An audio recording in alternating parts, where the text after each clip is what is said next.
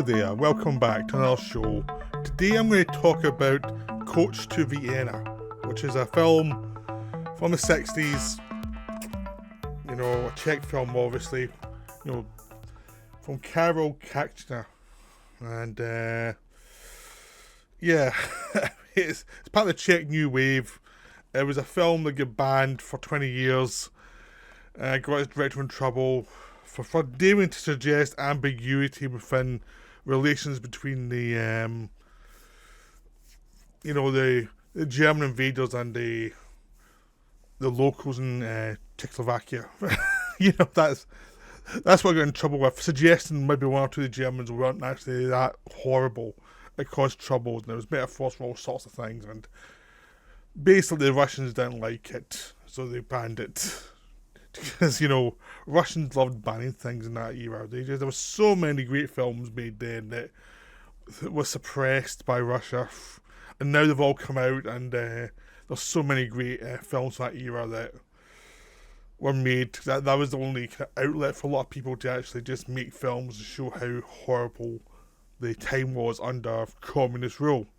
Because, now, you should say basically, you can be a lefty but not be a communist.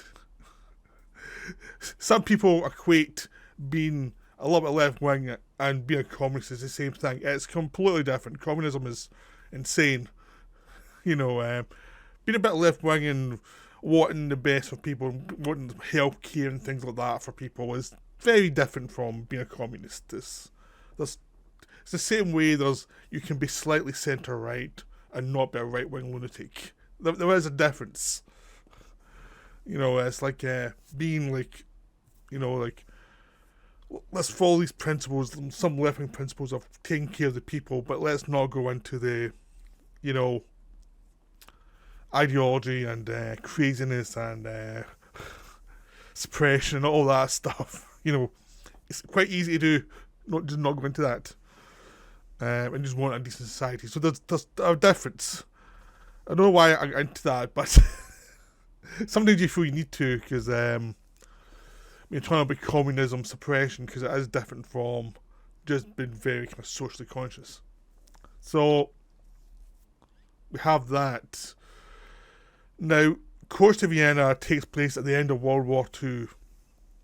The Germans are in retreat, and these two Germans have commandeered a cart, and the woman who's driving the cart, her husband was killed by the Germans for no real reason beyond stealing something to survive. He get killed. Now she's been forced to take them to the Austrian border to get to Vienna. They've got guns and everything else, and she's like plotting her way to get out of the situation to kill them. She wants to kill them because of what happened to her husband. She is mad at them. She refuses to speak to them, acts as if she doesn't understand German when she does.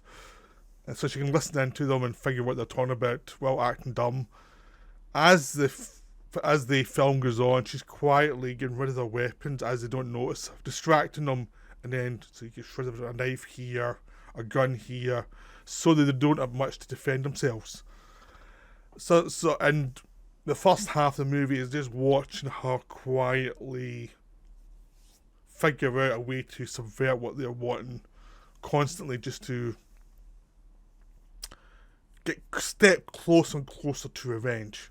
That's just her goal. The whole film is revenge, and she's very determined. She's really determined. That's the only thing keeping her alive. She's holding on to grief so much that the only thing that keeps her from exploding into rage is the thought of revenge.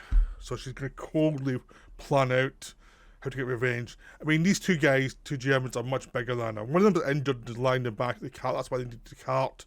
Another one's a young German who's obviously been conscripted. He obviously was not a Nazi. He was just brought in to be like a foot soldier in the army.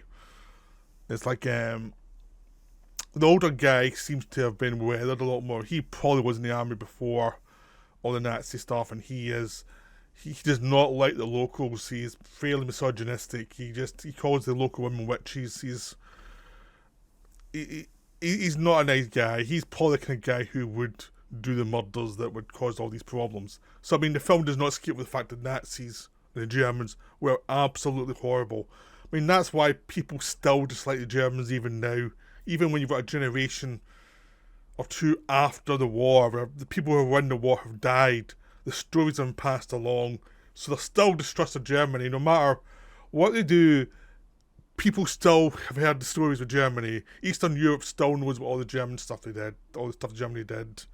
Britain still talks about the war and talks about about all the problems the Germans caused. France still knows about the occupation. It's something Germany, no matter what they do, they still cannot get over because they did horrible things. Their ancestors did horrible things, and people have not forgiven them for it. If you go around the world, there's plenty of countries with that problem. I mean, Japan and China both have issues with each other from historical events that neither side is willing to forgive the other for. So you just look at the Middle East and all the various countries who hate each other. It's a human thing. It's well, you're not going to forgive your enemies, and that film's about how do you see your enemies. And it is played as a thriller for the most part. It's only 80 minutes long, and it's one of those things that's exactly the length the film needed to be. Any more, you'd have too much fat on it. Here, you just get the leanness of the situation. You get the first half of her quietly subverting their things, and then the second half is, okay, what happens when they figure this out? And what does she do then? So,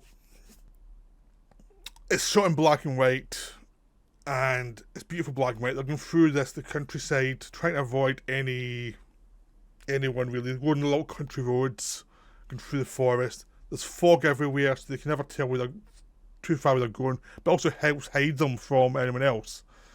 But it adds to the atmosphere, this sense of dread. You're in this no man's land in this forest, trying to get to the border. The soldier's trying to avoid his own troops because he's just getting the hell out of there. He knows Germany's lost. The young guy knows Germany's lost. He just wants to get home and get the hell out of here. He doesn't feel like he's been in the army for too long. It feels like he was brought in and probably had a year or something in the army. He does not feel like he's been in the war the whole way through. An older guy's definitely been in the war the whole way through. And the older guy is dying. The older guy is trying to kill himself through the movie. Because he knows it's lost. Another guy's trying to keep him alive. And it's a complete waste of time. If he just let the other guy die and gone on foot by himself, he might have made the border.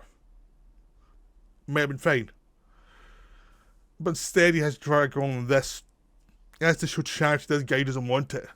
And he ends up dragging along this woman who wants to kill him. And no matter what he does to try and give the women some money, give the women a watch, a necklace or something like that, to try and say, we're not all bad. Here's something for your trouble. She won't accept any of it. She doesn't want anything from him. And that really gets on his nerves. And she keeps on messing with him. She moves, the car goes slow, so he's walking along in front of the car. Then she speeds up so he has to try and run and keep up. And she just messes with him the whole time and distracts him. And she's got this little hand axe thing below the thing. She can't get access to it quite yet, so she's trying to get rid of all the weapons so that by the time she uses it, they don't have any defences. Because the one guy lying back there, if she gets rid of the younger guy, he's defenceless, really. So she's got a plan. She's just having the patience to see it through, and it's just the slow build up of watching her using little events and having the patience to wait, and then noticing that the older guy's coming in and out of sleep, and the younger guy isn't that observant because he's not a true soldier. He's a recruit who's brought in to make up the numbers, but he's not a real experienced soldier. He says he's like a farmer, and he thinks he's good at stuff, but he's not really that observant. He just talks too much and doesn't observe. He is like a big kid. And I think that kind of annoyed the communists, suggesting some of these Germans were big kids rather than experienced evil, you know. And it makes it, the ambiguity gets here because she's really focusing on just killing this guy who probably doesn't know that much and probably wasn't that, you know, involved in some of the worst things. Is the people she wants to kill are already dead or already been captured, and she's just trying to kill somebody who's in a German uniform. And it's just this kid who doesn't know any better. So it adds a level of ambiguity to the situation. But at the same time, the suspense beat's still going on. It's always going on. Just watching her plot to try and kill this person. And it's great because it's a suspense movie, but it's also a drama where all the character stuff's more important than the suspense. The suspense is always there. It always has a confidence. The suspense is good enough to keep you going. But it also, but it means it can do the character stuff very subtle. It doesn't have tons of dialogue. She doesn't talk for most of the time. Most of it's on her face as she thinks. You see her thinking. It's mainly him talking, and he thinks he's talking to himself, yabbering on. And you get a lot from about him through his yabbering, through his nervousness. And it's a lot of character stuff, but it's almost like a silent film in some ways, because after you've heard a couple of lines, you could had these things in silent film things, you'd have got the idea of what he was. And it's just about how people look at each other and how people plan ahead. Everything's done very visually.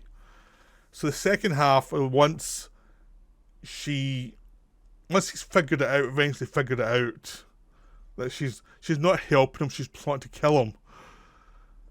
That's when the shit hits the fan, and then you start to see a real determination from her. And start to see what's really going on, what's really driving her. Not just a little bit of revenge, it's a full-blown need for revenge. And she will do anything to get revenge, and he has to start to learn survival skills, like proper survival skills. And you start to see how soft he can be and how hard he can be, but that's still a kid out of his element. He's got the gun, she's got the know-how and survival skills. So he's got the kind of all the parts of civilization. She's got the willpower. Now I'm not going to see how it ends, because it's a not that well known film, but it's very satisfying how they resolve it, because it's much more about the character stuff. It's much more about why people are doing things and what's the wider world around about them that has been forgotten a little bit, pushed to the background as we go through this plot, and how it's always there, it's always around them. It always keeps on coming into the film every so often, and what the implications of the wider world are to this situation. And it's just great. It's a terrific film, really worth seeing, because if you want a suspense movie, it's got it. If you want a character-based suspense movie, you've got that too. If you want an atmospheric thriller, it's there. It's a near silent film, but it's also a look at war and the complexity of war. Even when you have a very simple goal in mind, life kind of adds complexity to it. Now, even if it goes against everything you wish for, it's there. Complexity is always going to be there. It's always going to be forcing its way through. So it's just a wonderful film. This is still available, To Vienna. I highly recommend it. It is just a terrific film, and you know, you can get it in Arrow, or you can get it in second run or Amazon. If you don't want to pay full price, every so often there's sales, and you'll probably get this one for a tenner, and which is what I did in the last Arrow sale, and it's wonderful. The reason why I sometimes have to do that with second run is because I buy so many second run films, I can't afford to keep buying them at full price. I have to buy some cheaper. I'd rather not, but it's just like economics. So I'd highly recommend To Vienna. It is wonderful.